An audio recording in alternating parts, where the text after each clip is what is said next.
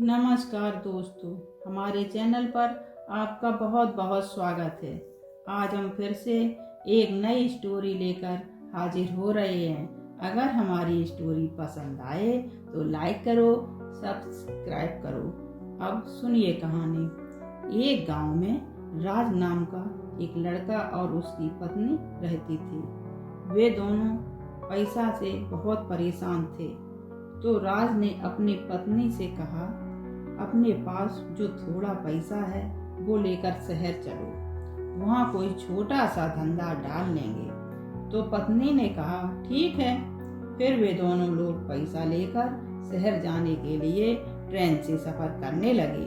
कुछ देर बाद ट्रेन में बदमाश आ गए और उनका सारा पैसा लूट लिया। अब कुछ देर बाद इनका शहर आ गया और ये रोते रोते ट्रेन से उतर आए। अब इन्होंने सोचा क्या किया जाए। अचानक उनकी निगाह वहाँ एक छोटे से दुकानदार पर गई और फिर उसने देखा वह दुकानदार हमारे इलाके की भाषा में किसी से बात कर रहा है। तो पक्का ये अपने इलाके का रहने वाला होगा, चलो इससे मिलते हैं। राज ने अपनी भाषा में बोलकर उससे नमस्ते किया। तो दुकानदार बोला, भाई साहब कहाँ से आए हो? ये भाषा तो हमारे साइड की है। तब राज ने अपना गांव का नाम व जिले का नाम बताया। तो दुकानदार बोला, वहीं के हम भी रहने वाले हैं, तुम्हारा यहाँ आना कैसे हुआ? तब राज ने रोते रोते सारी कहानी बताई।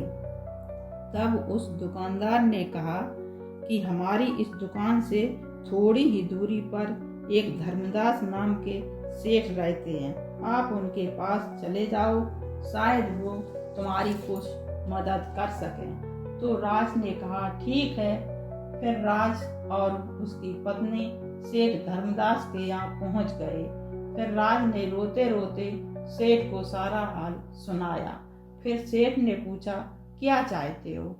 तो राज ने कहा, सेठ आपके घर में काफ़ी काम होगा, तो मेरी पत्नी को काम पर रख लो और एडवांस पैसा मुझे दे दो, तो मैं कोई छोटा सा धंधा डाल लूँगा और जब मैं कुछ पैसा कमा लूँगा तब अपनी पत्नी को साथ में रखने के लिए ले जाऊँगा। राज की पत्नी देखने में बहुत सुंदर थी। तो सेठ ने उसकी पत्नी को एक नज़र देखा और बोला, ठीक है, लेकिन इस शहर में नहीं, दूसरे शहर में धंधा करना। राज ने कहा, ठीक है। राज रुपए लेकर दूसरे शहर चला गया, धंधा स्टार्ट कर लिया। 6 महीने के बाद उस पर पैसा हो गया तो वो अपनी पत्नी लेने सेठ के घर पहुंचा और सेठ से कहा, अब मेरी पत्नी मेरे पास भेज दो। आपने जितने रुपए दिए थे उतना काम मेरी पत्नी ने कर दिया है। तो सेठ बोला, पत्नी तो तुम्हारी मर गई है, वो बीमार हो गई थी। मैंने उसका काफ़ी इलाज डॉक्टर से करवाया लेकिन ठीक नहीं हुई। तो राज ने कहा, मुझे फ़ोन पर क्यों नहीं बताया? हम नंबर आपको दे गए थे। तो सेठ बोला, फ़ोन मेरा खो गया था तो नंबर भी चला गया, इसलिए तुम्हें सूचना नहीं दे पाए। तो राज ने सब सही समझा और खूब रोया और फिर सेठ से बोला, चलो कोई बात नहीं, उसका समय ही आ गया था। अगर मेरे पास होती तो भी उसे दुनिया छोड़ जाना ही था। राज वापस सेठ के घर से निकल आया और रास्ते में वहीं दुकानदार मिला जो इनके इलाके का रहने वाला था। तो दुकानदार ने देखा, ये तो वही है जिसे मैंने सेठ के घर जाने को कहा था, ये तो बहुत दुखी लग रहा है। तो उसने बुला के पूछा, क्या बात है, तुम आज दुखी लग रहे हो? राज ने फिर सारी बात दुकानदार को बताई। तो दुकानदार ने कहा, ये सब झूठ है, सेठ का घर मेरे घर के पास ही तो है, ऐसा होता तो जरूर हम लोगों को पता चलता। सेठ बात घुमा फिरा रहा है, हमें ये नहीं पता था कि ये सेठ ऐसा है। हमने तो सोचा था वह सेठ है तो तुम्हारी मदद कर सकता है। सेठ पैसा वाला था, उसने तुम्हें गरीब जान के तुम्हारे साथ झूठ की नौटंकी कर रहा है। अब राज तुम ऐसा करो, पुलिस का सहारा लो। पुलिस सेठ से सब रंडवा लेगी। तो राज ने पुलिस को बताया। फिर पुलिस सेठ के घर गई। पुलिस ने सब पूछा तो सेठ ने वही कहानी पुलिस वालों को सुना दी। पुलिस वाले विश्वास कर गए। फिर राज दुकान वाले के पास आया और पुलिस वालों की सब बात बताई। तो दुकानदार बोला, हम नहीं मानते हैं कि तुम्हारी पत्नी मर गई है। तुम राज और कोशिश कर लो। एसपी साहब के ऑफिस जाओ, वे जरूर सुनेंगे और अच्छे से छानबीन होगी। राज फिर एसपी साहब के पास पहुंचा, फिर सब बताया। तो एसपी साहब ने सेठ धर्मदास को बुलवाया और पूछा। तो धर्मदास ने कहा, साहब डॉक्टर से इलाज करवाया था। उस डॉक्टर को बुला के पूछ लो और जो 4 गवाह हैं अर्थी को लेकर गए थे उनसे पूछ लो। तो एसपी साहब ने कहा कि ये 4 गवाह बता रहा है। केवल जब कोई मर जाता है तो आसपास काफी पब्लिक को पता चल जाता है। इसका मतलब दाल में कुछ काला है।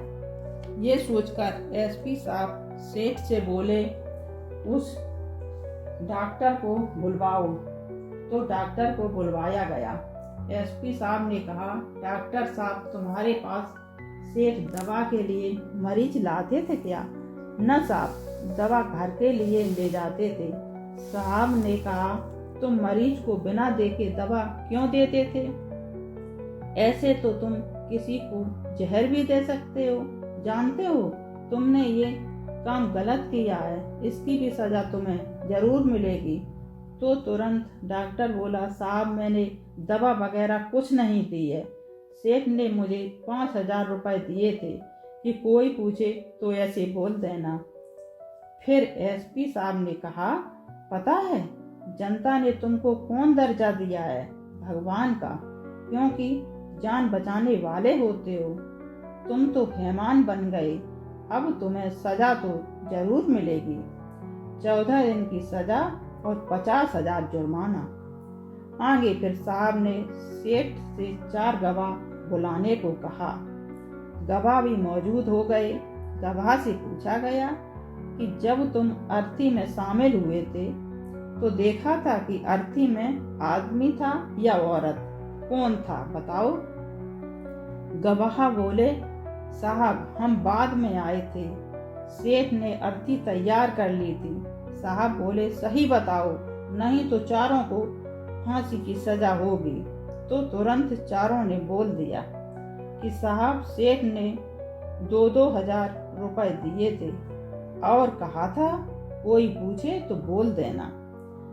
साहब ने चारों को 2-2 साल की सजा सुना दी। फिर सेठ से पूछा गया, बताओ इसकी पत्नी कहाँ है? सेठ बोला, साहब पत्नी घर पर है। साहब बोले, बुलाओ उसे। सेठ ने फोन करके उसे बुलवा लिया। फिर राज ने अपनी पत्नी को गले लगा लिया और सेठ को 10 साल की सजा सुना दी गई। साहब ने कहा सेठ से, तेरे पास इतना पैसा था तो पुण्य का काम करना था, तू तो अत्याचारी हो गया। गलत किए का सबको फल जरूर मिल गया। यहीं पर स्टोरी समाप्त होती है। जय माता दी।